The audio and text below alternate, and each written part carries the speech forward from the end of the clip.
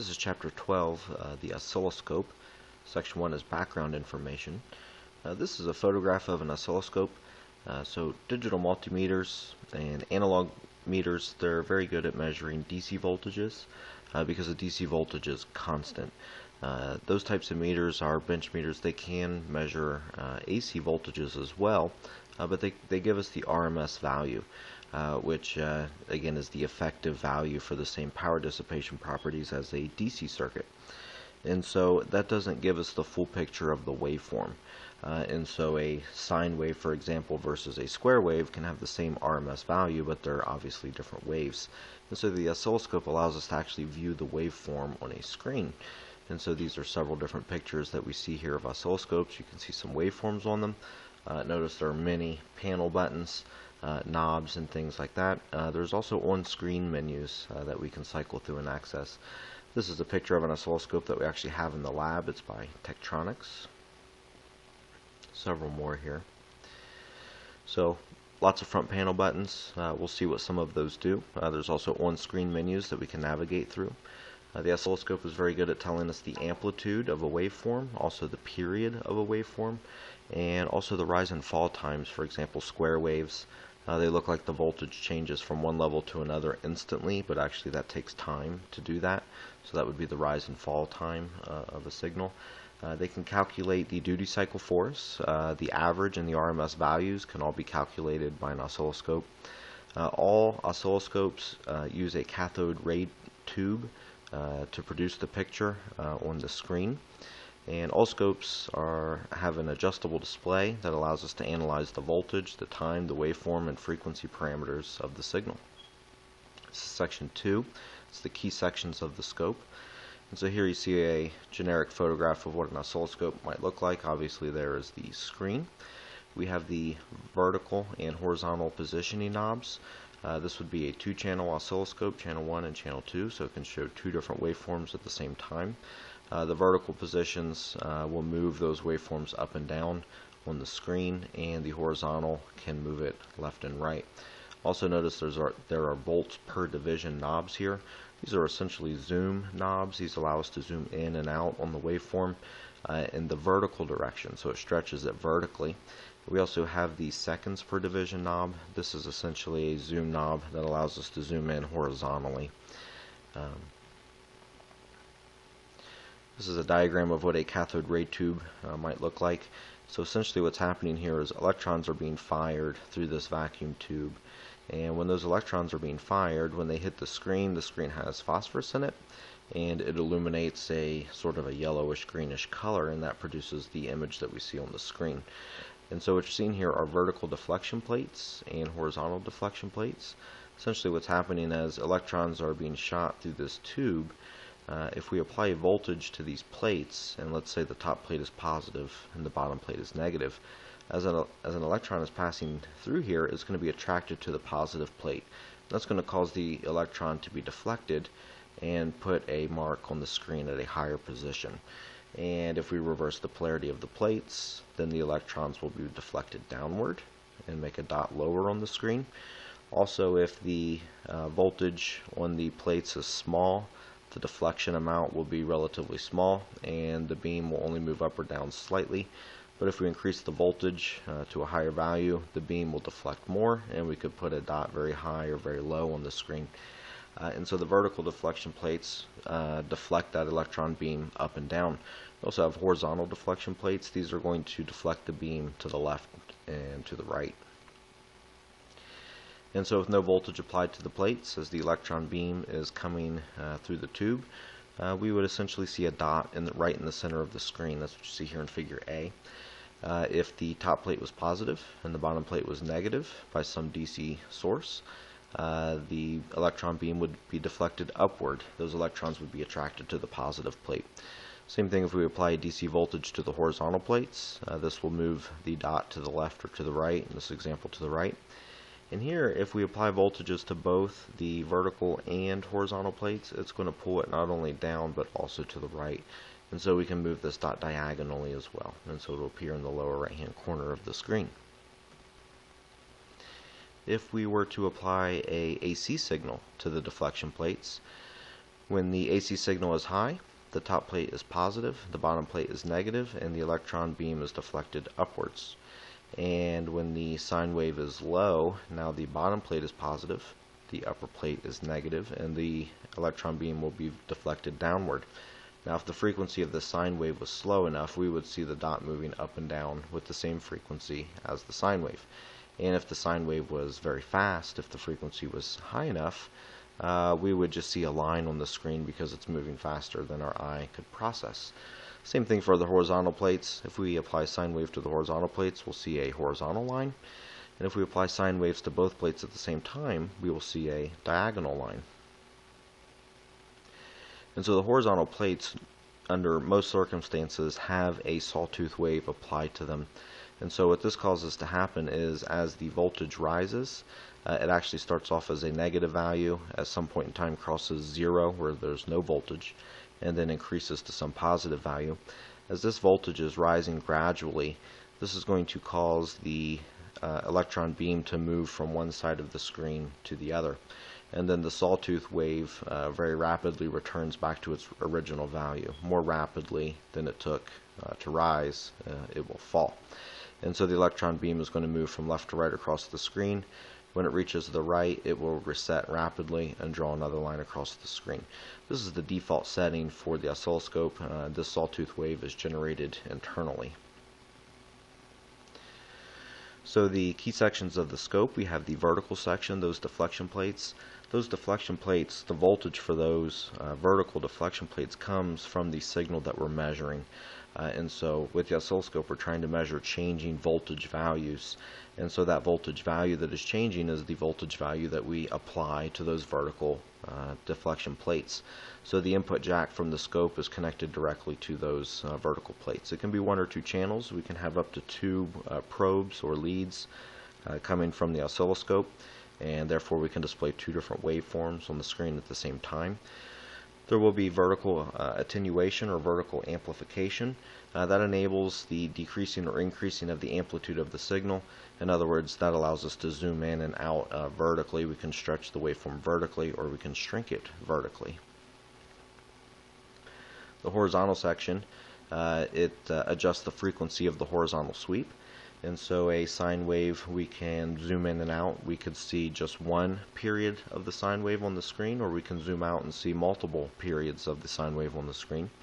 The gain control changes the length of the horizontal trace line. Again, that's a zooming in and zooming out. There's also an external connection that enables an external signal to control the horizontal deflection plate system. And so again, by default, we apply a sawtooth wave there, but we could apply other waveforms to the horizontal plates as well if we desired. So there are synchronization controls. This synchronizes the horizontal trace and the frequency of the waveform. So if we're measuring a waveform that has a frequency of 100 Hertz, we want the sawtooth wave on the horizontal plates to also be at 100 Hertz. They need to match and be equal, or they at least need to be multiples of one another for zooming in and zooming out. But the synchronization controls can detect what the frequency of the input signal is, and then adjust the frequency of the triangular waves so that they match. And then this causes the image to appear stationary on the screen. The electron beam will trace out the same pattern on the screen over and over again, and we just see a stationary screen image on the screen when that happens. So this assumes that the waveform is periodic. As long as the waveform continues to repeat itself over and over, the image on the screen will appear to be stationary.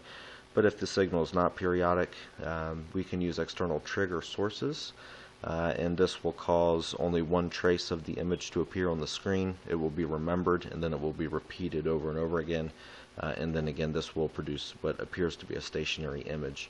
And so if it's not a periodic waveform that we're trying to view, we'll capture one period of the waveform.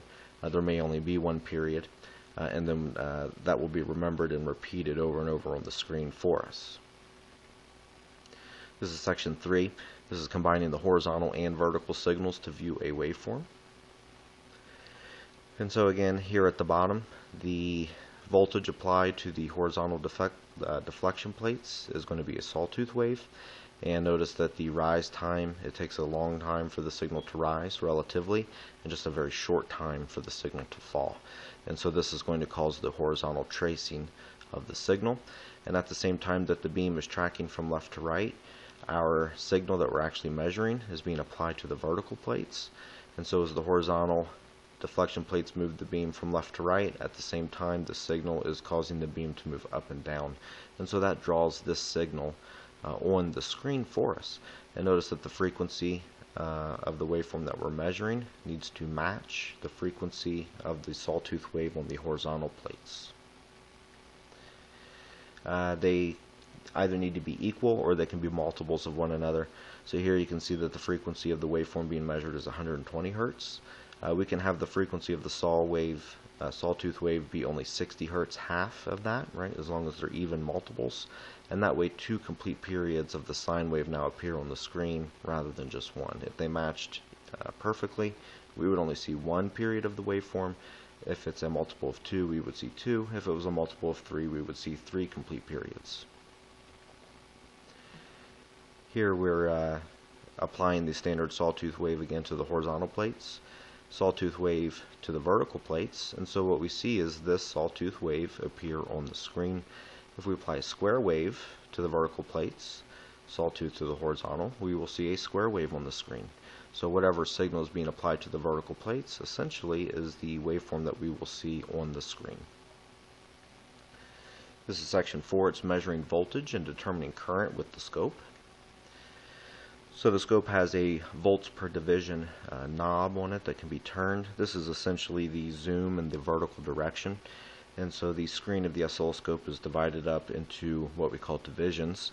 And these divisions represent a certain amount of voltage. And that voltage that is being represented is determined by this knob. And so here we see a waveform on the screen. The knob is set to 0.1 volts per division. That means that every square in the vertical direction on the screen represents 0.1 volts. And so here you can see this is the 0 line.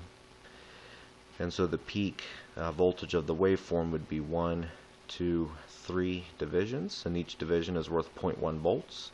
And so the peak voltage is 0.3 volts, and also the negative peak voltage is also 0.3 volts.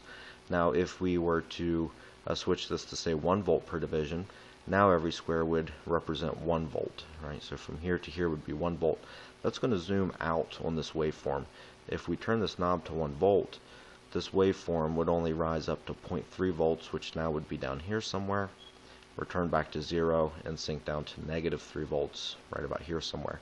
So if each division is worth 1 volt, 0.3 volts, which is the magnitude of our waveform, is going to be somewhere less than 1 division. And so that's essentially going to zoom us out. This is an image of the scope probe. This is what the lead looks like. It has this connector that you push onto the port and then you turn it to lock it into place. And wherever you connect this probe to the circuit is the waveform that you'll be measuring. This is section 5. It's using the scope for phase comparison. We can view 2 waveforms on the oscilloscope at the same time, and they may not necessarily in phase.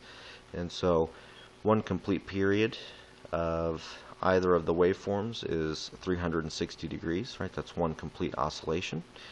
And the difference between the 2 signals, that is something less than 360 degrees. So the ratio of x over y is going to be equal to the ratio of whatever this angle is represented as here, 60 degrees. And so we can solve for the angle of the difference in phase between 2 waveforms by taking x, which is the number of divisions between the waveforms, divided by y, which is the total number of divisions of one complete period of one of the waveforms, and then multiply 360. And we will get an answer in degrees, and that will tell us the angle between the 2 waveforms. This is section 6. It's determining frequency with the scope. The period of the waveform is going to be the number of divisions that one complete period occupies times the value of time per division setting of the time per division knob. And so again, each division in the horizontal represents a certain amount of time, which can be set with a dial on the front of the oscilloscope. Whatever that dial is set to, we can multiply by the number of divisions of a complete period. and that will tell us the period of the waveform. That answer will come out in seconds. We can calculate the frequency once we know the period. 1 divided by the period is the frequency. And so here we see a waveform on the oscilloscope screen. Notice that there are 10 divisions in the horizontal direction across the oscilloscope. And so this waveform occupies all 10 of those divisions. So from the start of the waveform to the end in the horizontal direction is 10 divisions. And each division is representative of 5 milliseconds. And so the period of this waveform would be 5, 10, 15, 20, 25, 30, 35, 40, 45, 50 milliseconds. And so if each division is 5 milliseconds, and there are 10 divisions altogether, 10 times 5 milliseconds is 50 milliseconds. The period of this waveform would be 50 milliseconds. So determining frequency with the scope. Assume that the seconds per division control is set to 0.1 seconds per division. So each horizontal division on the oscilloscope screen is representing 100 milliseconds. And so also assume that the scope pattern shows exactly 4 cycles of the signal to be measured across the 10 horizontal divisions. And so in this example we only see 1 cycle. And so in the example we're reading now, it's stating that there's going to be 4 complete oscillations across the screen. And so if there are 10 divisions across the screen and we are seeing 4 cycles, each cycle must take up 2.5 divisions. And each of those divisions is worth 0.1 seconds per division. And so if you multiply 2.5 divisions for each cycle times 0.1 seconds per division, you would get 0.1 times 2.5 is 250 milliseconds. The period of that waveform must be 250 milliseconds. And we can determine the frequency by taking 1 divided by 250 milliseconds, which is going to be 4 hertz. So in other words, we see 4 complete cycles every second. Assume the seconds per division control is set to the... This example says assume the seconds per division control is set to 50 microseconds per division. This time the pattern shows exactly 10 cycles of the signal under test. So we see 10 complete oscillations of the sine wave across the screen, and there's 10 divisions, so each cycle must occupy 1 division. Each division is worth 50 microseconds, so the period of the signal is going to be 50 microseconds. And if we want to know the frequency, we divide 1 by the period, so 1 divided by 50 microseconds is going to be 20 kilohertz, so the frequency is 20 kilohertz. This is an image of the oscilloscope from the lab. Here you see a sine wave, and you can see down here at the bottom in the left it says that channel 1 is set to 200 millivolts. That is the millivolts per division, or the volts per division setting. You can adjust that here. If you turn this knob for channel 1, this is going to zoom the image in and out in the vertical direction. The seconds per division knob is the same for both channels. There's only one. That will zoom in and out on the horizontal axis.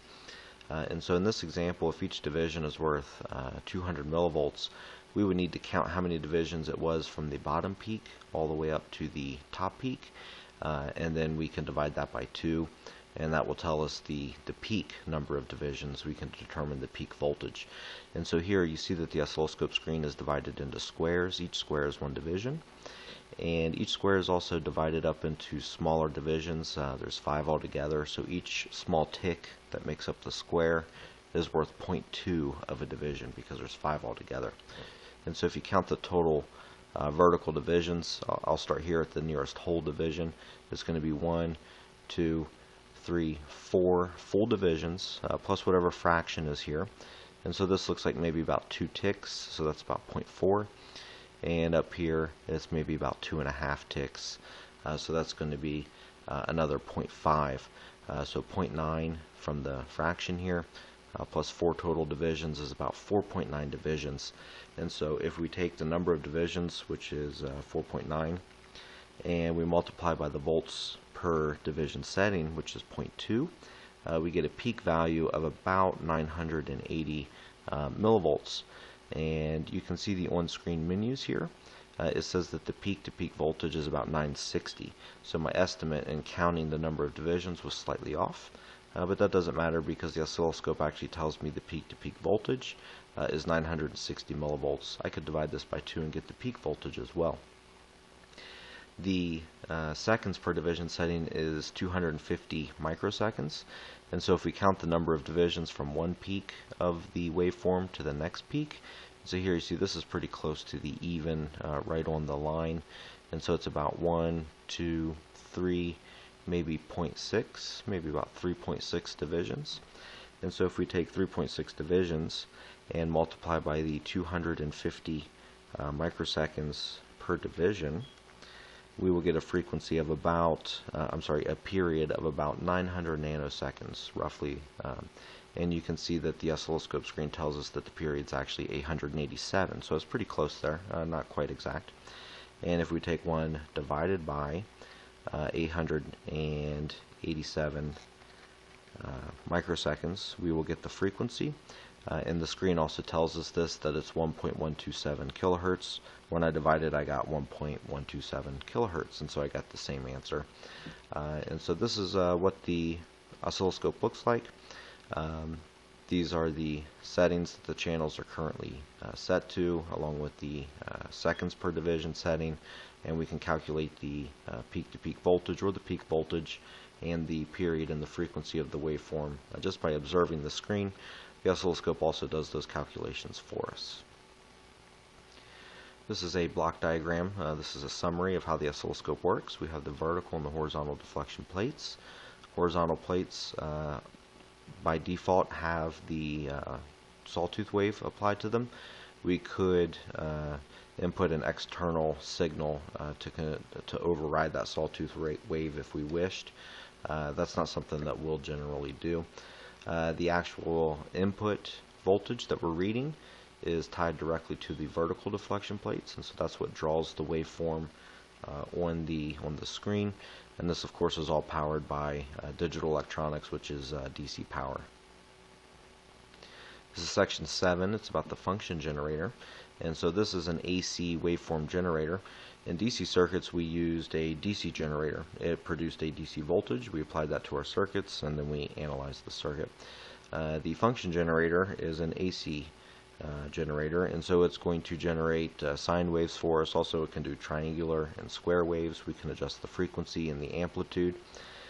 This is the one that we have in the lab, and notice that there's a knob for amplitude.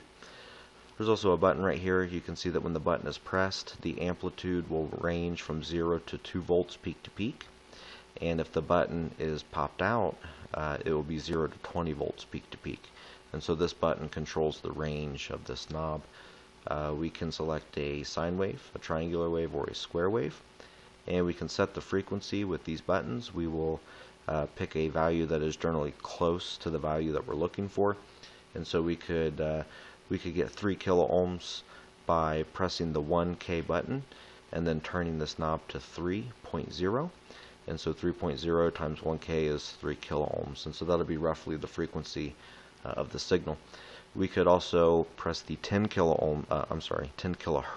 We could press the 10 kilohertz button and set the knob to 0.3, and 0.3 times 10 kilohertz again would be 3 kilohertz. So those are the two ways that we could set the frequency of the function generator.